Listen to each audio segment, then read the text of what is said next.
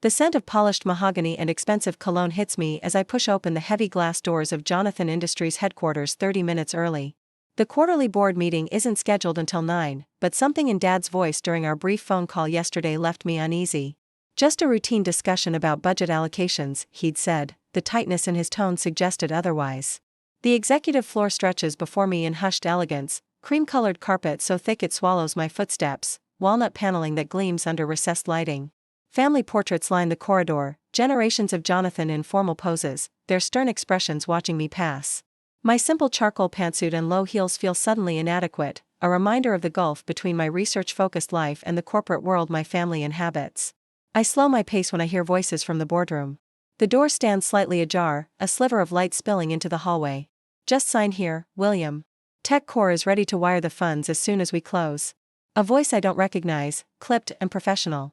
3.5 million is robbery considering what we've put into that division, my father replies, his deep voice unmistakable. It's more than fair for unproven technology. My sister Victoria's voice now, dripping with the smooth confidence that opens doors and closes deals. My heart hammers against my ribs. They're discussing my division, my research. I push the door open fully, the hinges protesting with a soft whine. Four heads snap up in unison, Dad in his tailored Italian suit, Victoria in her signature red blazer with gold buttons that probably cost more than my monthly rent. James hunched slightly in his chair, and a thin man in spectacles I don't recognize. Papers scatter across the polished table surface. One slides toward me, and I catch the words Quantum Stability Division Asset Transfer Agreement in bold type before Victoria snatches it away. Elizabeth, Dad recovers first, his silver eyebrows drawing together. The meeting isn't for another half hour. You're selling my life's work without even telling me? The words tear from my throat, raw and disbelieving. Dad sighs, straightening his monogrammed cuffs. Your little science project has drained enough company resources, Elizabeth. 6 years of funding with nothing concrete to show investors. Nothing concrete? I step forward, hands trembling. We've achieved quantum stability at room temperature for 17 minutes. Do you have any idea what that means? Victoria laughs, the sound like breaking glass. Elizabeth's basement tinkering, she says to the stranger, who smiles thinly, always promising breakthroughs that never materialize. I look to James, hoping for support. But he studies his Italian leather shoes, shoulders curved inward as if trying to disappear. The memory of Grandma Morgan surfaces, her weathered hands gripping mine 3 months before she died. They don't understand vision, Lizzie, she'd whispered. But I do. That's why I'm setting up this trust for your research. Don't let them stop you. 6 years of 18-hour days. My small team working weekends, holidays, pushing the boundaries of what everyone said was impossible. Dad dismissing quarterly reports without reading them. Victoria mocking my expensive hobby at family dinners. And now this selling everything for a fraction of its worth to the first buyer who showed interest. This division has cost us nearly 12 million. Dad says, his tone gentler now but still dismissive. The board agrees it's time to cut our losses. The board hasn't met yet. I counter, my voice steadier than I feel. A formality, the voting shares are already aligned. He gestures to the papers. Tech Core is being generous considering the circumstances. The room spins slightly. 6 years of work. My team's futures. All the potential applications. We've only begun to explore medical imaging that could revolutionize cancer detection, encryption that would make financial systems impenetrable, energy transfer systems that could slash power consumption. I turn to leave. My legs wooden. Dignity the only thing I have left to preserve. At the doorway I pause. A sudden calm washing over me. Grandma's voice echoes in my mind. Remember who owns those patents, Lizzie. Remember what I taught you about protecting yourself. I turn back, meeting Dad's impatient gaze. You might want to check the ownership of those patents before you sign anything else. The words hang in the air between us. Dad's expression shifts subtly confusion, then the first flicker of uncertainty.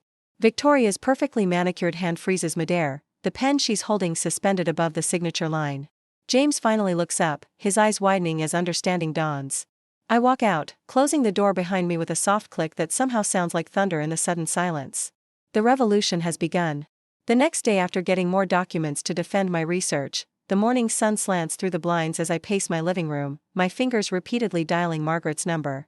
6 years of research. My life's work. And they tried to sell it for pocket change without even telling me.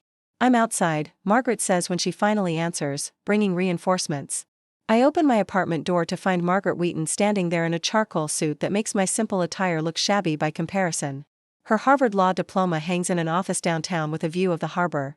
Behind her stands Dr. Thomas Reynolds, my research partner, clutching an accordion file bulging with papers. You were right, Margaret says, brushing past me. Her heels click decisively against my hardwood floor. We found everything. Thomas sets up his laptop on my kitchen counter, while Margaret spreads documents across my coffee table with surgical precision. The papers form a constellation of betrayal, each one a star in a universe I never wanted to discover.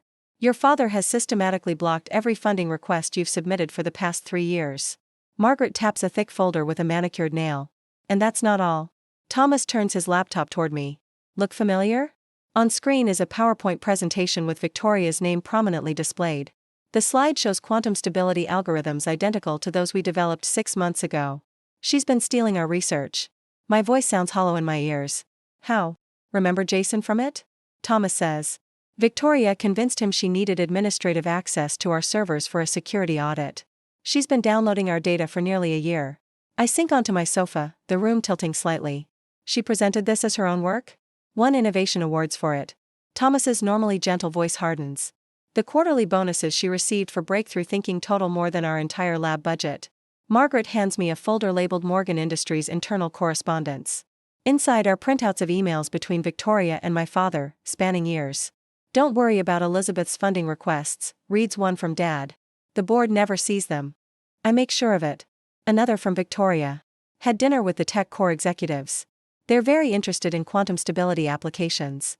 I told them my division is making significant progress. My father's response chills me. Good. Elizabeth's little project is bleeding money. When the time comes, we'll transition ownership to your division. Family legacy matters more than individual credit. My hands shake, anger rising like bile. I think of all the weekends my team worked, all the progress reports Dad never read, all the times Victoria mocked my hobby while secretly stealing from it. I look up at Margaret, who stands with arms crossed, waiting.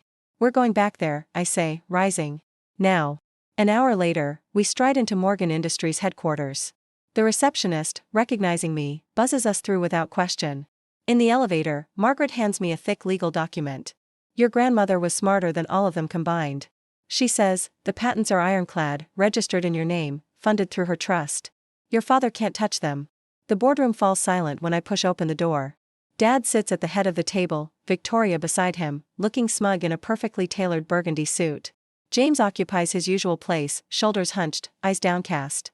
3 board members I recognize as Dad's golf partners occupy chairs along one side. Elizabeth. Dad's voice carries a warning. This is a private meeting. About my research division, I say, stepping inside. Margaret and Thomas follow, closing the door firmly behind us. So I should be here. Victoria's smile tightens. We were just discussing asset realignment. Nothing that concerns Endpoint. You mean theft? Thomas interrupts, placing a flash drive on the table. Of intellectual property that doesn't belong to either of you? Margaret steps forward, her presence filling the room despite her small stature. I've prepared documentation showing systematic intellectual property theft, fraudulent representation of research, and misappropriation of corporate resources. She slides copies to each board member. Elizabeth's patents are independently owned through the Eleanor Morgan Trust. Any attempt to sell them to Tech Core constitutes corporate fraud. The color drains from Victoria's face as she snatches a copy, scanning the pages rapidly. You always were dramatic, Elizabeth. Dad says, though uncertainty creeps into his tone. This is business, not personal. Stealing my work is very personal, I reply, surprised by the steadiness in my voice, as is blocking my funding while Victoria paraded my research as her own. Victoria slams her palm on the table. Innovation doesn't count unless it has my name on it. You've always been content hiding in your lab while I built relationships, made things happen. You mean taking credit for others' work? Thomas projects emails onto the wall screen. Victoria's correspondence with Jason in IT, instructions for accessing our server, file transfers of our research data. One of the board members, an older woman with silver hair, examines the documents with a deepening frown. William, if these allegations are true. They're not, Dad interrupts. Elizabeth has always had an overactive imagination, playing in her lab while the rest of us ran a business. He rises, towering over the table. His gaze locks on mine, cold fury radiating from his eyes. You'll never work in this industry again. I made you. I can break you. The words hang between us, a declaration of war. 6 years ago, they would have crushed me. Today, they strengthen my resolve. The patents are in my name, I say quietly. Funded by grandmother's trust, she saw what you couldn't or wouldn't. The boardroom falls silent. Even Victoria stops flipping through papers, her face a mask of calculation. The silver-haired board member stands. I believe we need an emergency meeting tomorrow morning. All board members present, full financial disclosure. She looks pointedly at Dad, no exceptions. Dad's face reddens as he realizes the situation isn't fully under his control. This meeting is adjourned until tomorrow. I gather my things, acutely aware of every eye in the room following my movements. As I reach the door, Victoria's voice cuts through the silence. Family loyalty used to mean something to you, Elizabeth. Her words drip with venom. Grandmother would be ashamed. I pause, hand on the doorknob. No, Victoria. Grandmother knew exactly who you were. That's why she left the trust to me. The door closes behind us with a soft click, but I hear it like thunder in my ears. In the hallway, Margaret squeezes my arm. First round to you, she whispers, but tomorrow's the real battle. I nod, the weight of what lies ahead settling on my shoulders. This isn't just about my research anymore. It's about truth, justice, and the revolution has only begun. The email notification from PR Newswire pings as I stare at my apartment ceiling. It's been 6 hours since the boardroom ambush. I force myself to look at my phone screen, already knowing what I'll find. Morgan Industries addresses leadership concerns in quantum division. The press release quotes my father extensively about his deep concern for Elizabeth's well-being and recent erratic behavior. Victoria appears in paragraph 3, expressing heartbreak over family matters becoming business issues. The subtext is clear. I'm unstable, unreliable, dangerous to the company's future. I hurl my phone across the room, where it bounces harmlessly off the worn sofa cushions. The apartment feels suddenly claustrophobic, bookshelves overflowing with quantum theory texts, coffee table buried under journal articles, kitchenette counters supporting graduated cylinders I'd brought home to run calculations after hours. My phone buzzes again. Unknown number. Your keycard access has been terminated, Dr. Morgan. The security manager's voice is professionally neutral. Your team has been placed on administrative leave pending review. My team? The words come out strangled. 7 brilliant minds, their livelihoods now hanging by threads because of me. I'm sorry. Director's orders. He hangs up before I can respond. I sit motionless as golden afternoon light filters through blinds I haven't adjusted in days. A text from Dr. Reynolds flashes on my screen. Don't panic. Trust me. 3 sharp knocks at my door startle me from spiraling thoughts.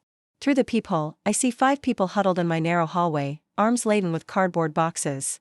Elizabeth, open up. Dr. Reynolds' familiar voice, urgent but steady. I unlock the door to find my entire research team, -2 standing there, Reynolds, Aditi, Marcus, Cooper, and Simone. Their faces show determination rather than the defeat I expected. You've got about 20 minutes before security realizes we removed these from the lab. Reynolds says, brushing past me with the impromptu storage facility. What is all this? I ask, stunned by their synchronized efficiency as they unpack equipment, external hard drives, and stacks of notebooks. Aditi, our algorithm specialist, grins. We saw this coming 6 months ago when your sister started asking those oddly specific questions about our encryption protocols. You knew? My voice cracks. We didn't know exactly what they planned. Reynolds explains, connecting a laptop to an external drive. But we've worked with your family long enough to recognize when the vultures start circling. Marcus, our quietest team member, speaks up. We've been backing up everything. Offsite. Triple redundancy. And working weekends at my place, adds Cooper, pushing his glasses up his nose. Which, no offense, has better coffee than the lab. Simone pulls a flash drive from her pocket and holds it up like a trophy. But this is the real prize. Breakthrough progress on the quantum stability algorithm. 3 weeks of work they don't know about. Simone pulls a flash drive from her pocket. A knock at the door silences the room. Reynolds motions everyone to freeze as I approach the peephole. James stands alone in the hallway, shoulders hunched, looking both ways like a character in a spy film. I open the door just enough to block his view of my living room. What do you want? 5 minutes. His voice lacks its usual corporate polish. Please. I step into the hallway, pulling the door closed behind me. Make it fast. James runs a hand through his thinning hair. I knew. He admits, unable to meet my eyes. About the sale. About Victoria stealing your research notes. About the campaign to discredit you that launched this morning. The hallway narrows as blood rushes to my head. And you did nothing. I was a coward. His admission hangs between us. But I'm done with that now. He pulls a folder from inside his jacket. Victoria's division hasn't produced original research in years. It's all acquisition and rebranding. These are the financial records proving it. I take the folder without opening it. Why now? James finally meets my gaze. Dad built an empire with brute force. But you could change the world. His eyes flick to my apartment door. Your team refused TechCore's offers this morning. Every single one of them. $500,000 each to jump ship. And they all said no. Something warm unfurls in my chest, pushing against the cold anger that's been my companion since the boardroom. Dad doesn't understand loyalty he can't buy. James says. That makes you dangerous to him. After James leaves, I return to find my team huddled around Reynolds' laptop, faces illuminated by scrolling code. Henderson and Farouk are still at the lab, Reynolds explains, playing along to feed us information. The PR campaign is just the beginning, I tell them, sinking into my lone armchair. They'll come after all of you next.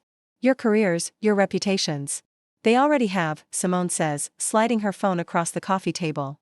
On the screen, a series of texts from recruiters offering fresh starts, away from the Morgan situation.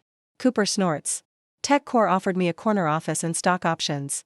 I told them I don't work for thieves. Aditi nods firmly. Your grandmother funded my doctoral research. Loyalty isn't just about paychecks. The mention of my grandmother sends me to the bookshelf where I keep her letters. Between quantum theory textbooks sits a worn leather portfolio. Inside, among birthday cards and graduation notes, I find the letter I vaguely remembered written 2 weeks before she died. My hands tremble as I read her spidery handwriting. The charter amendment is filed with Harrington. If William ever tries to appropriate your work, Article 16 automatically redistributes voting shares. He never reads the fine print, darling. That's always been his weakness. I work through the night, poring over company documents with new understanding, while my team catches sleep in shifts on my sofa and floor. Near dawn, I find it Article 16, Section 3, Paragraph 7. The clause that changes everything. Grandma knew this day might come. I whisper to her photograph on my desk as the first light of morning streaks through my blinds. My phone buzzes insistently. Then again. And again. The first message is from the patent office, my quantum stability algorithm officially granted. The second, National Science Foundation breakthrough designation confirmed. The third makes me sit up straight, a smile spreading across my exhausted face. Initial licensing interest starting at $4.2 billion. Bye. I look around at my sleeping team, at the boxes of research they rescued, at James's folder of evidence, at Grandma's letters. They have no idea what's coming. The next morning, the boardroom feels different today. 13 members of the Morgan Industries board sit in leather chairs around the massive walnut table, their expressions ranging from curious to concerned. The emergency meeting called for 9 o'clock sharp has everyone on edge. I stand in the corridor, watching through the glass wall as Dad checks his watch for the third time in 5 minutes. Margaret squeezes my arm. Ready? I smooth my tailored charcoal suit, not the simple pantsuit from last week, but something with just enough authority to make a statement. I've been ready for 6 years. We enter, flanked by my legal team carrying sleek portfolios. The room falls silent. Dad rises from his chair at the head of the table, face flushing. This is a closed board meeting. He announces, voice sharp, Elizabeth, you and your entourage need to leave immediately. Before I can respond, Dorothy Walker, the silver-haired board chair and my grandmother's oldest friend, taps her gavel. William, I called this emergency meeting at the request of several board members who have concerns about yesterday's attempted sale. She nods toward me.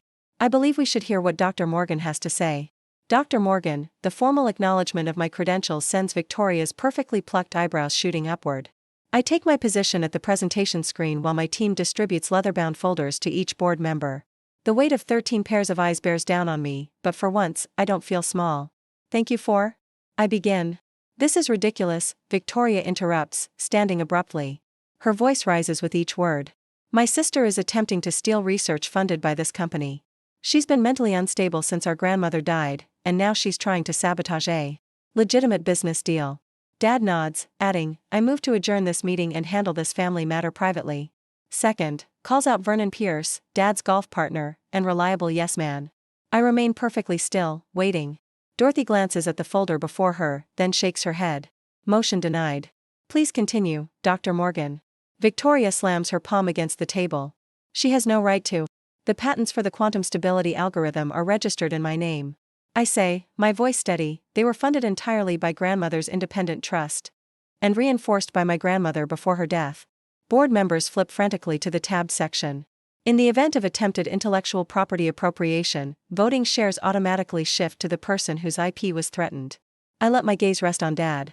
As of yesterday, when you tried to force this sale, I became controlling shareholder of Morgan Industries. The room erupts. Questions fire from all directions, but notably, they're directed at me rather than Dad. For the first time in my life, I see genuine fear in my father's eyes. He pushes back his chair and stands. This meeting is over. My lawyers will. The meeting isn't adjourned yet, Dad, I say, the word Dad feeling foreign in this context. Please take your seat. These simple words that freeze him mid-stride.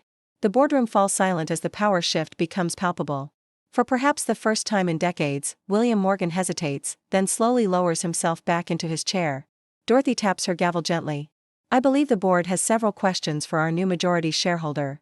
I nod, maintaining my composure despite the thundering of my heart. The revolution isn't just beginning. It's already won. The boardroom atmosphere is familiar today. My nameplate gleams at the head of the mahogany table where Dad sat for 30 years. 1 week into my chairmanship, and the leather still feels stiff beneath me, unyielding, as if rejecting my presence.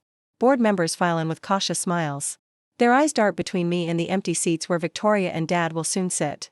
James slips in quietly, nodding as he takes his place, his usual hunched posture slightly more upright today. When Dad and Victoria enter, the temperature seems to drop 10 degrees. Victoria's red blazer burns like a warning signal.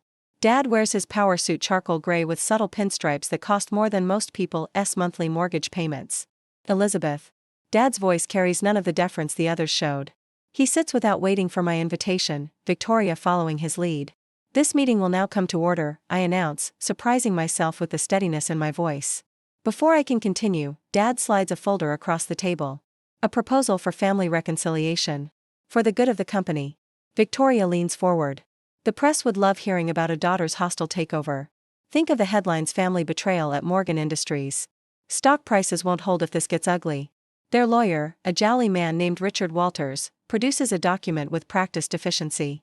A cease and desist regarding your use of Morgan family patents. The family name is trademarked, and your grandmother's trust doesn't supersede certain corporate bylaws. The old Elizabeth would have wilted under this assault. The woman who spent 6 years being dismissed as Dad's quirky daughter playing scientist in the basement. But that woman no longer exists. Before we address these concerns, I say, tapping my tablet screen, I'd like to introduce the board to Project Helios. The wall screen illuminates with images of a gleaming research facility I've kept hidden for 3 years. Funded by grandmother's trust, and built in an old warehouse 30 miles from Morgan Industries. While you were busy undermining my work, I continue, swiping through slides showing cutting-edge laboratories.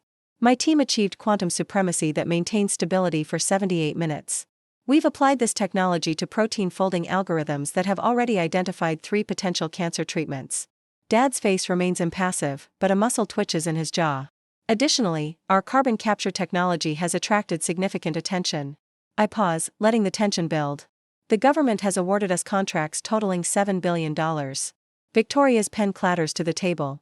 James straightens fully now, his eyes wide. Morgan Industries stock has risen 70% since news of my patents broke last week. I continue. Any questions? The silence stretches until Dorothy Walker, Grandma's old friend and longest-serving board member, speaks.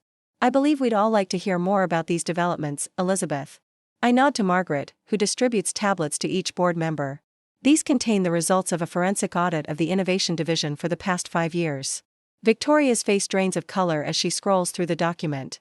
ULL note that Victoria's division hasn't produced original research since 2019. What they have produced is a systematic pattern of fraud, including falsified test results and plagiarized research. This is ridiculous, Victoria splutters, but her protest lacks conviction.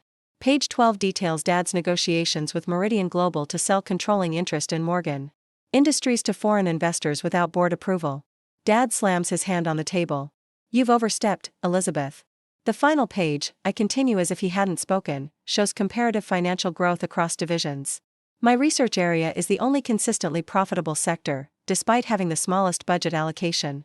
The silence that follows feels like the eye of a hurricane. What happens now?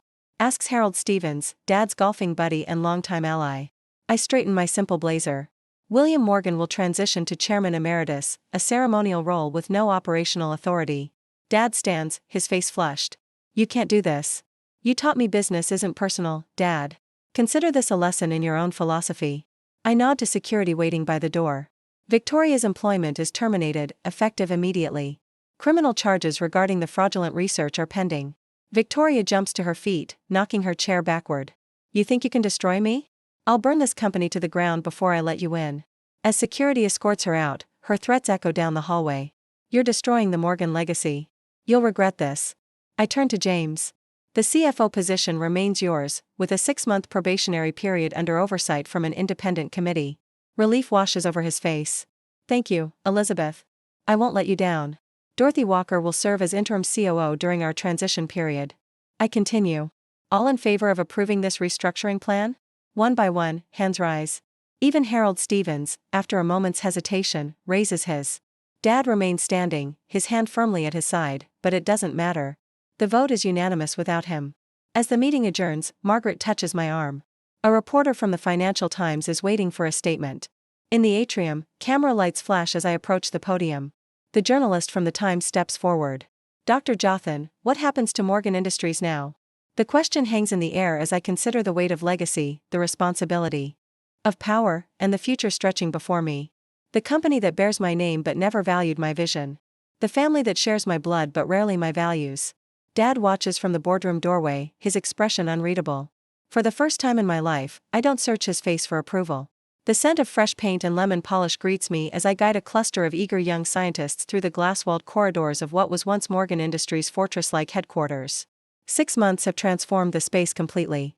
Gone are the heavy mahogany doors and closed offices, replaced by transparent walls and collaborative spaces where researchers freely exchange ideas. Our quantum stability lab is through here, I explain, smoothing the simple but elegant navy blazer I've paired with tailored black pants. No designer labels, just quiet confidence. Every workstation has direct access to our central computing hub. A young woman with bright eyes raises her hand. Dr. Morgan, is it true your team achieved stability for over 80 minutes now? I smile. 87 minutes and counting. And please, call me Elizabeth. Later, I stand in the boardroom where my life changed forever. The polished table that once held the papers meant to steal my work now displays our newest patents, quantum-based cancer detection technology, with a 96% success rate. The board members listen attentively, so different from the dismissive faces of 6 months ago. The early clinical trials have exceeded expectations. I explain, watching their expressions shift from interest to genuine awe. Targeted quantum imaging allows us to detect cellular changes 3 years earlier than conventional methods. When the applause dies down, the boardroom door opens. My mother, Rebecca, stands hesitantly in the doorway, notably absent her usual strand of pearls and designer clothes. Her simple gray dress makes her look smaller, more human. I didn't mean to interrupt, she says softly. You're not interrupting, I assure her as the meeting concludes. When we're alone, I slide a folder across the table. I'd like you to consider heading the Morgan Charitable Foundation. Her fingers tremble slightly as she opens it. After everything that happened with your father and Victoria, grandmother would have wanted healing where possible, I say, even if some bridges can't be rebuilt. The afternoon finds me celebrating with my original research team, now directors of their own divisions. Dr. Reynolds raises a glass of champagne, his loyalty throughout our darkest days never forgotten, to Elizabeth, who saw what the rest of us could only imagine. James stands nearby, still proving himself as the reformed CFO, but making genuine progress. The shift in him since choosing integrity over our father's corruption remains a daily revelation. Before leaving, I detour to my office, where a young physicist, Allison, waits anxiously with calculations spread across my desk. Everyone says my approach is too theoretical. She confesses, shoulders hunched with familiar self-doubt. I recognize myself in her uncertainty. Never let anyone tell you your ideas are too ambitious. I tell her, thinking of all the times my own vision was dismissed, the quiet ones are usually building revolutions. That evening, I hang grandmother's portrait beside the framed first patent that changed everything. The small brass plate beneath reads, "Never underestimate the quiet ones, they're usually the ones building revolutions." At my desk, I review plans for our new research campus when a news alert flashes across my screen. Jonathan Industries' value has tripled since the restructuring. I smile, close my laptop, and glance at the clock, 4:30 p.m. For the first time in years I'm leaving on time. The revolution isn't just about quantum science, it's about changing how we value what truly matters.